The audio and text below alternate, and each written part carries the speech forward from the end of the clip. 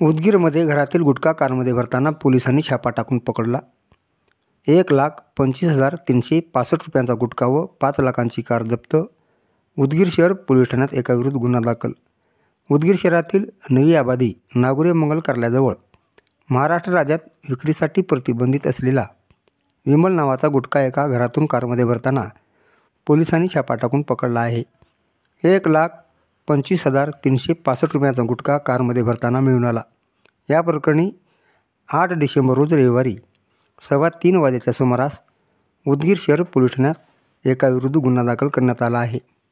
याबाबत माहिती अशी की रविवारी सकाळी 11:30च्या सुमारास उदगीर शहरातील नवी आबादी नागुरे मंगल कार्यालयाजवळ आरोपीने महाराष्ट्र शासनाने प्रतिबंधित केलेले अन्नपदार्थ व सुगंधित पान मसाला ज्याची किंमत 1,25,365 रुपयांचा गुटखा आरोपींच्या घरातून कार क्रमांक MH12 KJ 2717 भरताना पोलिसांनी छापा मारला।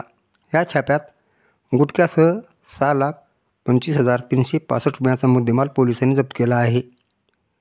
या प्रकरणी पोलीस उपनिरीक्षक आनंद नामदेव श्रीमंगल यांच्या फिर्यादीवरून उदगीर शहर पोलीस ठाण्यात सिद्धेश्वर उर्फ पंतू भालके यांच्या विरोधात गुन्हा नोंद करण्यात आला आहे।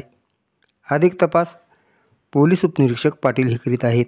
सदरची कारवाई पोलीस उपनिरीक्षक श्रीमंगल यांच्या मार्गदर्शनाखाली पोलीस अंमलदार सतीश पवार, पोलीस अंमलदार भालेकर, पोलीस अंमलदार फावडे, चालक कुंभार यांनी केली आहे।